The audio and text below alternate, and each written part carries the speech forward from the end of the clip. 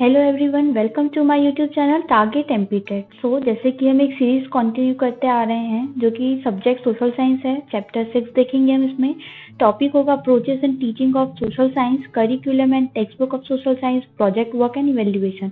Approaches देखेंगे social science में क्या ऐसी अप्रोचेस है जो पढ़ाते वक्त हम यूज कर सकते हैं, करिकुलम और टेक्स्ट बुक कैसी होनी चाहिए सोशल साइंस की, ऑल्सो प्रोजेक्ट वर्क और इवेल्युएशन कैसा होता है। तो आइए देखते हैं हम।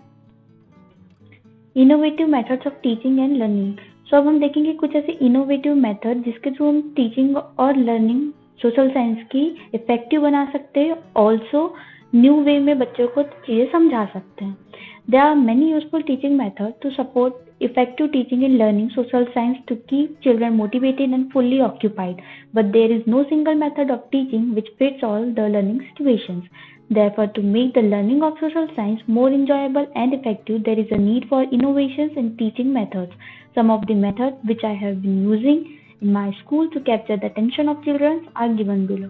तो अब हम देखेंगे कि चिल्ड्रंस को किस तरीके से हम मोटिवेट कर सकते हैं, बच्चों को फुल्ली तरीके से उनका जो ब्रेन है, उनका जो माइंड है, बॉडी दोनों एक जगह पर रखकर कैसे बच्चों को इफेक्टिव टीचिंग दे सकते हैं, इंफॉर्मेशन दे सकते हैं।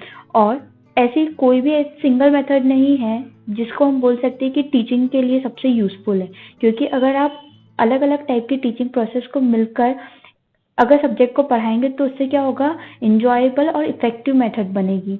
ऑल्सो उससे क्या होगा, इनोवेशंस होंगे टीचिंग मेथड्स में। तो आइए देखते हैं हम क्या है वो methods. First method is activity-based learning. This method is based on doing some hands-on experiment and activities. The students become active learners rather than passive recipients of information. The children are provided the opportunity to explore by their own so that the learning becomes joyful and long-lasting. जैसे आप picture में देख रहे हैं कि बच्चे कुछ कर रहे हैं, इसका क्या इम्पोर्टेंस होगा, इसमें क्या होगा, बच्चों को जब आप हैंड ऑन एक्सपेरिमेंट करने का मौका देंगे, अपॉर्चुनिटी देंगे और एक्टिविटीज में इन्वॉल्व करेंगे तो बच्चे क्या होंगे, इसमें एक्टिव लर्नर बनेंगे। कैसे, अगर आप लेक्चर मेथड यूज कर रहे होते हैं, टीचर अगर लेक्चर दे रहा है तो उसमें टीचर जो है वो एक्टिव पार्टिसिपेंट रहता है और जो बच्चा है वो इन्फॉर्मेशन गैदर कर रहा है तो पैसिव रिसिपेंट रहता है। लेकिन अगर आप बच्चों को एक्सपेरिमेंट के थ्रू चीजें समझाएंगे तो इसमें बच्चा खुद से काम कर रहा है तो वो क्या होगा, एक्टिव लर्नर होगा। और इसके थ्रू क्या होगा, बच्चे नई चीजों को एक्सप्लोर करेंगे खुद से। इससे सब्जेक्ट के टूवर्ड्स और चीज के किसी भी चीज के टूवर्ड्स क्या होगा, बच्चों को कॉन्सेप्ट क्लियर होगा, ऑल्सो वो और अच्छे से उस चीज को करना चाहेंगे और लॉन्ग लास्टिंग भी होगा वो कॉन्सेप्ट जो वो बच्चे इसके बाद समझेंगे। Local craft and museum. By visit to museums, students may explore the local surroundings and observe the activities of artisan communities engaged in different crafts using social skills and materials. The visits provide them opportunity and common platform to interact, experiment, create and perform according to their age, aptitude and ability and offer a barrier-free environment with immense possibilities of innovation. आप pictures में देख सकते हैं कि किस तरीके से बच्चों की भीड़ है, ऑल्सो एक टीचर बीच में खड़ा है और वो किस तरीके से बच्चे चीज़ों को ऑब्जर्व कर रहे हैं। तो इससे इसमें क्या होगा, बच्चों का म्यूजियम ले जा सकते हैं, उससे क्या होगा, बच्चे चीज़ों को देखेंगे, अपने आसपास के सराउंडिंग को देखेंगे, ऑब्जर्व करेंगे चीज़ों को। तो बच्चों के माइंड में जो कॉन्सेप्ट्स हैं कि जो कोई सोशल साइंस जो है वो सब्जेक्ट थोड़ा लो है या लाइक बोरिंग है, तो वो सारी चीज़ें जो है वो क्लियर होते चलेंगे। और बच्चों को जब आप अपॉर्चुनिटी देंगे ऐसे प्लेटफॉर्म पर जाकर इंटरेक्ट करने का, एक्सपेरिमेंट करने का, तो उससे बच्चे क्या करेंगे, क्रिएट करेंगे न्यू चीज़ें, परफॉर्म करेंगे चीज़ें अपने एज, अपने एप्टीट्यूड और एबिलिटी के अकॉर्डिंग। क्योंकि इसमें क्या आप क्या दे रहे हैं, उसको बैरियर फ्री इन्वायरमेंट दे रहे हैं, क्योंकि इसमें पॉसिबिलिटीज ऑफ इनोवेशन का बहुत इंपॉर्टेंट रोल होता है। Next is debate and discussion. This method involves the use of small group of students where each group will have a leader who initiates the discussion of the issue or subject matter. Students are more active than the teacher when this method is used. Every member of the group is given equal opportunity or chance of making contribution to any discussion. इसमें क्या होगा, बच्चे debate करेंगे, discussion करेंगे, तो बच्चों के मन में क्या आएगा, जो भी कोई एक टॉपिक दिया है आपने तो उसके उस इशू को लेकर सब्जेक्ट मैटर का क्लियरेंस बढ़ेगा बच्चों के माइंड में। वो अपना जो पर्सपेक्टिव है वो अपने ग्रुप को समझाने का कोशिश करेंगे, अपने टीचर्स को समझाने का ग्रुप ट्राई करेगा वो group. Dramatization method. This is one of the most effective method of stimulating the student in what they learn. It is a natural way by which students express freely their understanding of the life around them.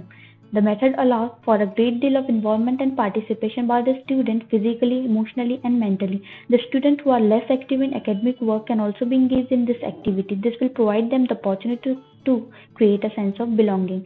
इसमें क्या होगा, आप बच्चों को divide कर देंगे, बच्चे dramatisation के थ्रू चीज़ों को करके दिखाएंगे। तो इसमें क्या होगा, आप स्कूल में बैठे हुए हैं या क्लास में बैठे हुए हैं, तो आप देखते होंगे कि काफ़ी सारे ऐसे लर्नर्स होते हैं जो कि अनइंटरेस्टेड रहते हैं पढ़ाई में, या उन लोगों को उतना ज़्यादा इंजॉय नहीं आता है, या उन लोगों को उतना जॉयस नहीं लगती चीज़ें, तो वो बोरिंग समझने लगते हैं चीज़ों को और वो लोगों का ध्यान नहीं रहता। जब आप बच्चों को ड्रामेटाइजेशन मेथड में इन्वॉल्व करेंगे तो बच्चा क्या होगा, ना सिर्फ फिजिकली तरीके से इन्वॉल्व होगा, इमोशनली और मेंटली तरीके से भी वो इन्वॉल्व होगा, और ऑल्सो उसका जो क्लियरेंस है वो भी बढ़ेगा, और उसमें अपॉर्चुनिटी तो दी है आपने, तो उससे क्या होगा, सेंस ऑफ बिलोंगिंगनेस उसमें उनमें आएगी।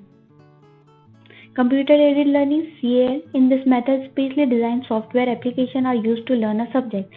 This creates an environment where learning and assessment is fun and the opportunity to learn is equitable among the rural and urban children.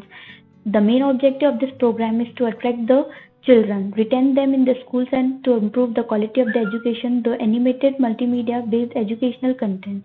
इससे आप क्या समझते हैं? इससे हम ये समझते हैं कि बच्चों को आप कंप्यूटर में के थ्रू अगर नॉलेज दे रहे, जैसे अभी हमने देखा कि कोरोना के टाइम पे बच्चे जो है ऑनलाइन क्लासेस ले रहे हैं, तो बच्चों का जो क्लियरेंस पावर है वो तो बढ़ रहा है, ऑल्सो डिफेक्ट तो है ही, लेकिन उसके काफ़ी सारे मेरिट्स भी है।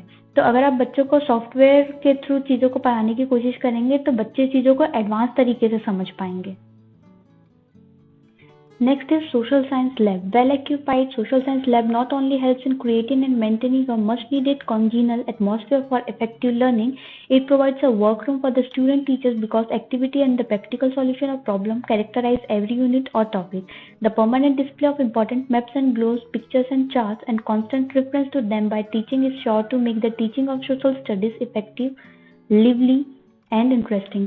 इसमें क्या होगा, जब आप बच्चों को सोशल साइंस लैब में लेकर जाएंगे और बच्चे चीज़ों को रिलेट करेंगे, ऑल्सो वो जो यूनिट्स में उन्होंने पढ़ा या बुक में उन्होंने पढ़ा है, अगर वो अपने सामने उन इमेजेस को देखेंगे तो बच्चे क्या होगा, चीज़ों का अच्छे से समझेंगे, लाइक मैप्स एंड ग्लोब्स के थ्रू वो चीज़ों को समझेंगे, पिक्चर्स के थ्रू, चार्ट्स के थ्रू।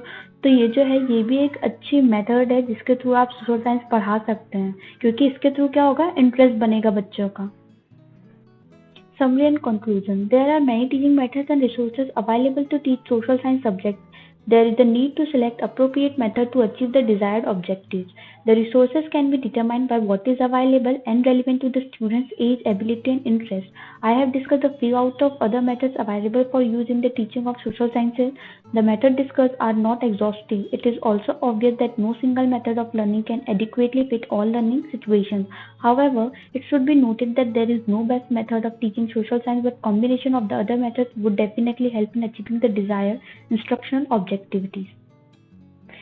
तो इस वीडियो में हमने देखा कि किस टाइप से आप अलग अलग एक्टिविटीज़ के थ्रू, अलग अलग मेथड के थ्रू बच्चों को पढ़ा सकते हैं और उनके मन में चीज़ों को लेकर कॉन्सेप्ट क्लियर करवा सकते हैं, ऑल्सो उनको क्यूरियस बना सकते हैं सब्जेक्ट के टूवर्ड्स, क्योंकि किसी भी सब्जेक्ट को पढ़ाने के लिए ऐसा नहीं है कि सिर्फ एक ही मेथड हेल्पफुल होती है। ऑल्सो अगर हम सोशल साइंस की बात करें तो सोशल साइंस में आप डाइवर्स चीज़ों के बारे में बच्चों को पढ़ा रहे हैं, इसलिए आप यूजफुल होगा कि अगर आप सारे मेथड्स को यूज करके एक्टिविटीज के थ्रू बच्चों को पढ़ाने की कोशिश करें। आई होप आप लोगों को चीजें क्लियर हुई हो। So this all are the teaching methods. Here we complete chapter 6 part 1. Thank you for watching guys. Also अगर वीडियो हेल्पफुल लगे तो हमारे चैनल को लाइक, शेयर एंड सब्सक्राइब करना ना भूलें। Thank you.